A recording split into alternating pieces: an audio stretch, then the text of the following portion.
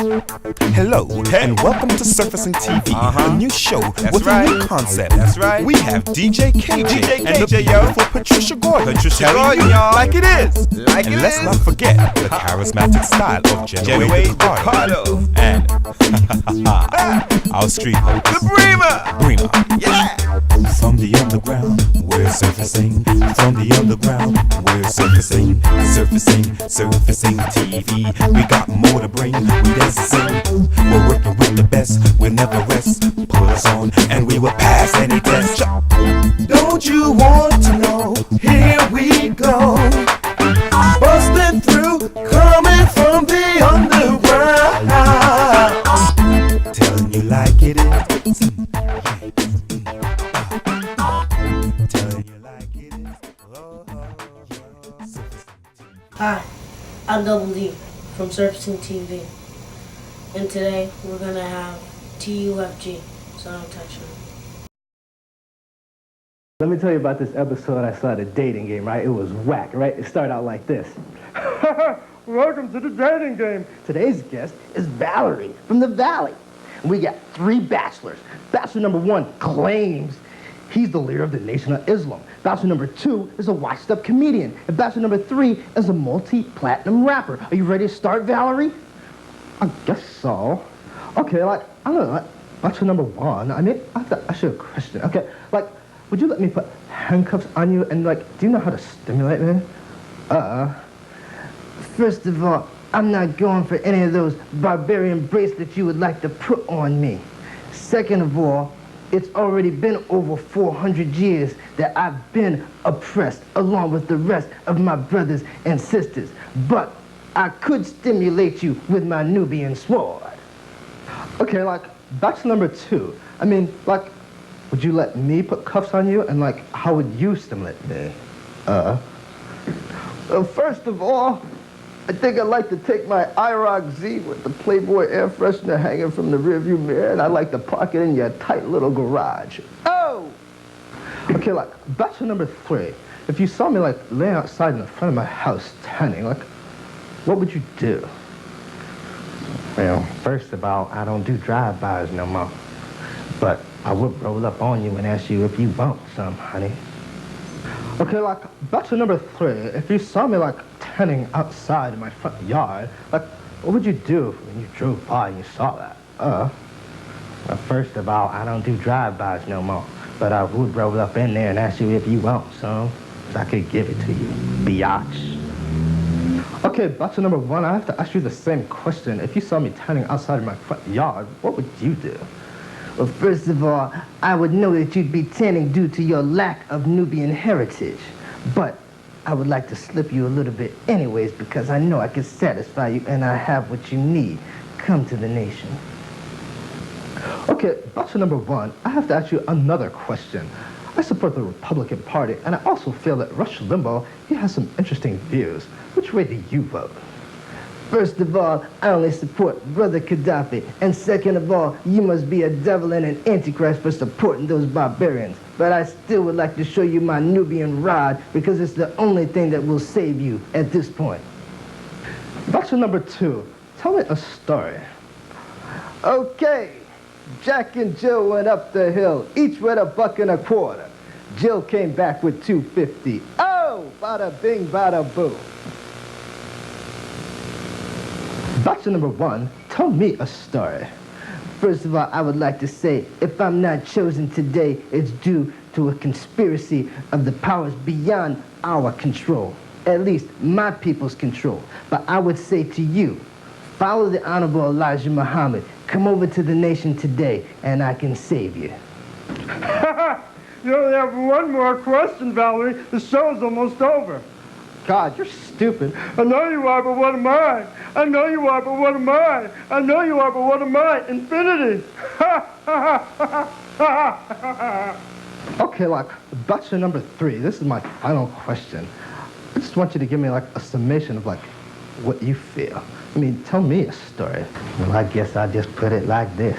We on a dating game, there ain't no booze. Now we just finished cruising out of gin and juice. If Valerie picks me, then we show her to fly. But if she picks one or two, then I just think, why? You got Dice and Farrakhan are the other two concerning. Valerie's the choice, and the host is Pee Wee Herman. This is a volatile crew, and it ain't no jive. Cause live from New York, it's Saturday Night Live. Biatch.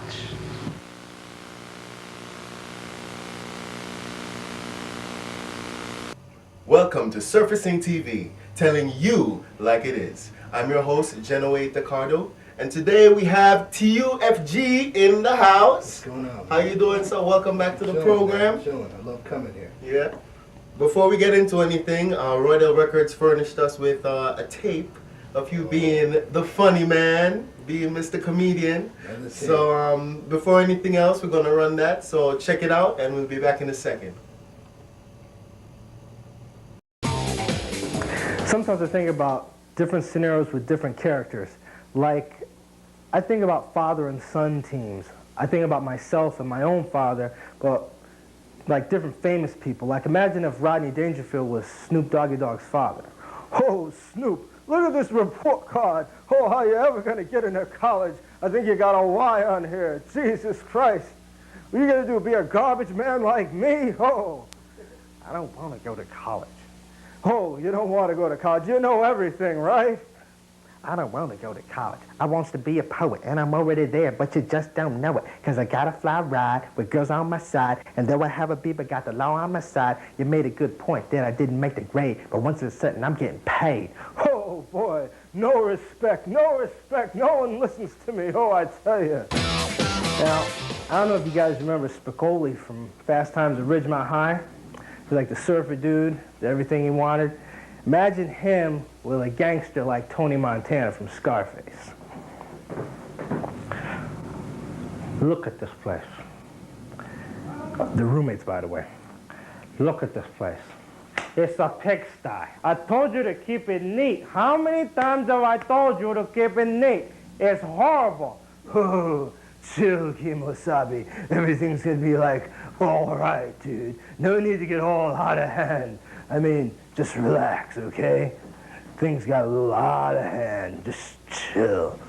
That's not the point. I told you to keep it clean. I'll put a cap in your ass. Look, dude, I just ate like a whole bowl of black bean soup, and I could do something extremely rude right now, so don't push me. All right. I also think about the deceased. And I guess two famous people that come to mind would be Sammy Davis Jr. and Elvis. Now, you know, you got to figure they got to be hanging out with each other up in heaven. Maybe they're competing with each other. Imagine that. Imagine Elvis probably just stood up in the cafeteria, you know. It was like this. Listen to this one. Oh, you know I can't be found sitting all alone. You can come around, at least please telephone. Don't be cruel to a heart that's true. I don't want no other love. Maybe it's just you I'm thinking of. Ooh. Oh, hey, wait a second. Hold it. Now, that was a fat cat, and now you're gonna hear like a cool cat. Now, peep this, babe. Who can make a sunrise? Sprinkle it with dew. Cover it with chocolate and a mirror color too. The Candyman. Oh, the Candyman can. The Candyman can, 'cause he mixes it with love and makes the world taste good. The Candyman makes everything he makes satisfying and delicious. Now you talk about your childhood wishes. You can even eat the dishes. Oh boy, that would be something. Another one would be if a Valley girl was dating Chuck D from Public Enemy, but as militant as Chuck is, he hasn't met this Valley girl's father yet, and they've been dating for about, maybe like 6 months or something like that. Now, imagine this one. Okay, Chuck, we're going to Daddy's house, and, you know, just be nice. He hasn't met you yet. He's really looking forward to meeting you. Just don't start with that rap stuff, and just everything will be just fine, okay? Just hear me out, okay? Daddy, this is Chuck. You don't even have a job. Did you think about joining the army? I got a letter from the government the other day. I opened and read it. It said there were suckers. They wanted me for the army or whatever. Picture me giving a damn. I said never. Here is a land that never gave a damn about a brother like me in a cell, a penitentiary. Chuck, I told you not to rap in front of Daddy. Stop it. Daddy, Chuck is very sorry. He didn't mean that. Yes, I'm sure. He looks like the guy that robbed the bank last week. Don't believe the hype, it's a sequel. As an equal, can I get this through to you? My 98's booming with the trunk of funk. All the jealous punks can't stop the dunk. Coming from the school of hard knocks to perpetrate, they drink Clorox, attack the black because I know they lack exact the cold facts, and still they try to Xerox. Another one, I know I'm going really far with this, but they just pop into my head. I think about Edith Bunker, about how she seemed to be slightly neurotic. I imagine her having Urkel over for dinner, the calmest person in the world. Imagine this one. Oh, Urkel, I made you some spaghetti. Come over here and have a seat. Oh, thank you, Mrs. Bunker. Oh, I really appreciate it. Oh. Did I do that? Oh, jeez, Edith, what's this? You got this monkey over here making a mess. Oh, what the hell's the problem here? Oh, Archie, everything will be all right. I'll clean it up. Don't worry about it. Now, keep this one. This one is just totally out of hand. Now, you know, marriage counselors are supposed to be like the coolest people in the world, right? But imagine if Gilbert Godfrey and Christopher Lloyd were marriage counselors. And just say they're counseling like this British guy and this Southern woman. Now, this seems to be a problem. My husband, Brosnan, he wants to get on top all the time, and he just has this power kick, and he just has to be in total control all the time. I don't know what his problem is. You don't have to bring up how we make love. That's our business. He could just help us communicate with each other a little bit better. They don't need to know anything about our lovemaking. I beg to differ. I need to know how the penetration goes and everything. It's very important. It's the basis of your relationship. I agree. I would like to know how many strokes are in each night, and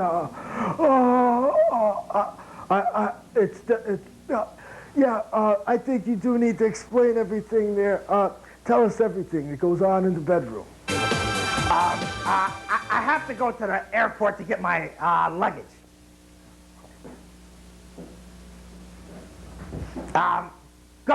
Go, goodbye.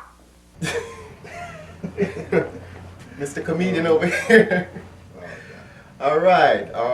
That was a nice clip, man. You're doing your thing, definitely. All right. Now, when you're performing as TUFG, how do you separate, the comedian Melvin White Jr. from TUFG, the vocal performer?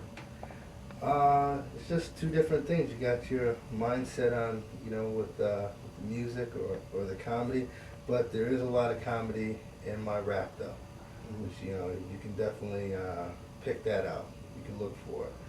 So, yeah, that's actually really refreshing because you don't see a lot of rapsters, they just like get too caught up in being serious, Serious. Look at the lighter side of things. Right. Will Smith did it before, and he had success with it. I just want to take it to another level. Now, tell us a little bit about Firewater Promotions? Firewater Promotions was a company based out of the Bronx, and it was run by Julie Ness, and I actually met some of the Roydale artists through Firewater Promotions, and it was a great company. I was doing more performing. My mindset wasn't the same that it is now. Before it was just be a performer. Now it's more trying to, get my own TV show, or, and produce a movie, which is where my focus is more on that. So you're going to be behind the camera as well? Absolutely. Yeah, so you're working on more comedic stuff in terms of writing? Right. I'm almost finishing up a whole season's worth of writing. So I guess I have to finish that up, and then I'll start working on a second season. I'm just going to keep writing. I'm not going to stop. So this way, when the presentation comes to HBO or Cinemax or Showtime, they're going to not just see one season, but 2 seasons or maybe even 3. So that's my focus. So your writing is actually for hire. You're for hire as a writer? Absolutely. Yeah. So you're looking to be distributed by like a host company like HBO or? Yeah. Ideally. Ideally, I would like to, I'd like to go to HBO and run my own show.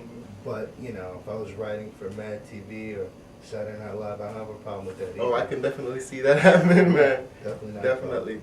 Now, as a musical entertainer, like who inspires you as a singer, as a musical entertainer? There's a lot of them, but I'm gonna say Lenny Kravitz. Lenny Kravitz? Yeah. That's one of my favorites too, definitely. Yeah, he's What about Lenny is inspirational to you, or what motivates you? He wanted to do his own thing. He wanted to be different. He had problems of people picking him up in the beginning. Something that I could kind of relate to. But he stuck to his guns and he did his own thing, and he had success with it. And you gotta respect someone who does that and succeeds. Even if they don't succeed, they're sticking by their guns. You know what I mean? And that's definitely something that I can relate to and respect.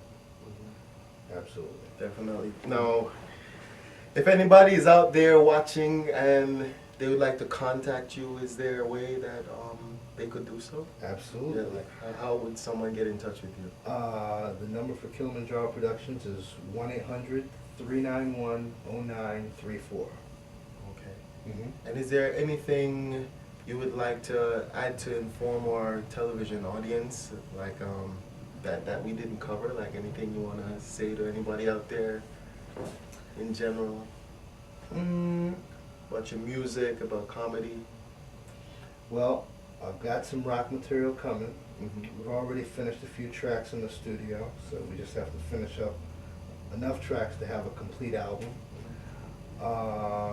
Who's working on your music right now in terms of the rock? The production, Peter DC. Okay. We'll be producing some tracks. Roydale Records in the house again? Absolutely, absolutely. And a couple people from Connecticut I'll be bringing down. And on the TV side of it, there's some skits that I actually will have on Surfacing TV with some of the original characters that I created. Okay, all right. So I look forward to having that on the show as well. Okay, definitely. Well, we've run out of time. It was really nice having you on the program, and we're going to see a lot more. You hear a lot more from you. I love coming here, man. You're welcome anytime. Anytime. All right, out there, we're going to head on out now. Thank you for stopping by and visiting us here at Surfacing TV. And tune in next week to Surfacing TV, telling you like it is. I'm DJ KJ. Surfacing TV is looking for you. Go to our website, call, or even write us. Tell us who and why you need to be on our show. Maybe something positive that you have to say, or something to enlighten our minds, or uplift our community. Whatever the reason, get in contact with us. We'll get you on the show. And if you definitely want to be on the show, email me personally at djkj@surfancingtv.com, and I'll take care of you.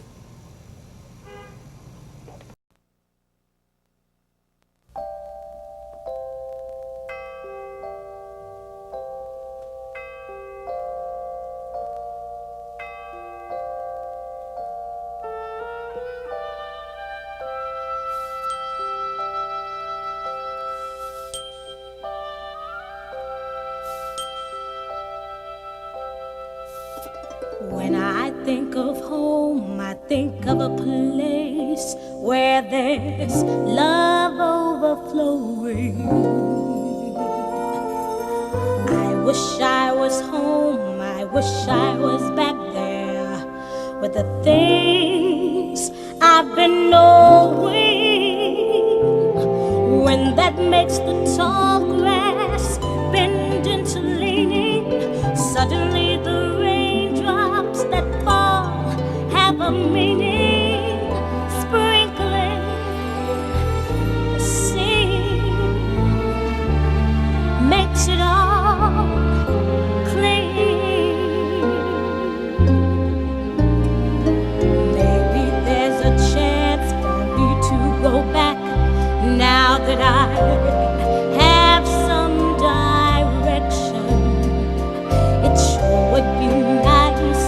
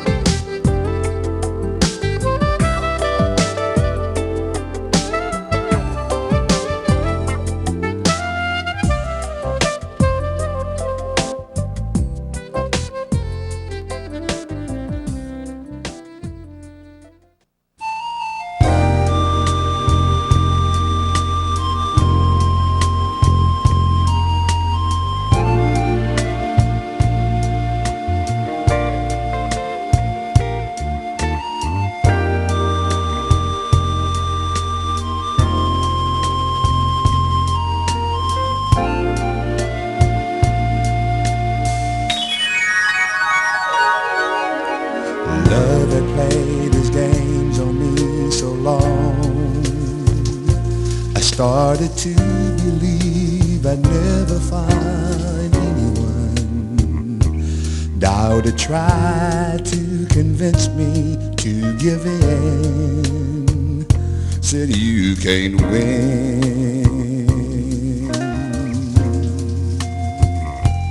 But one day the sun came a-shining through.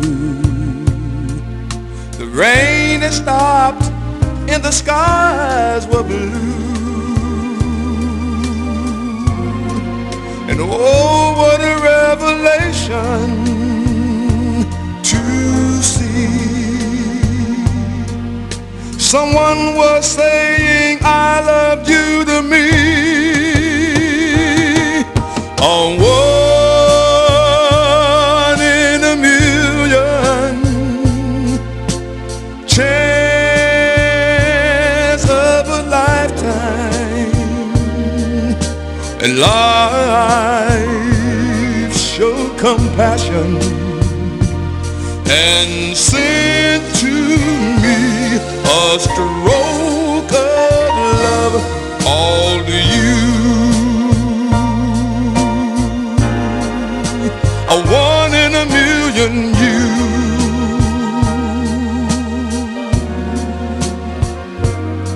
I was a lonely man with empty arms to fill. Then I found a piece of happiness to call my own. And life is worth living again. For to love you to me is to live.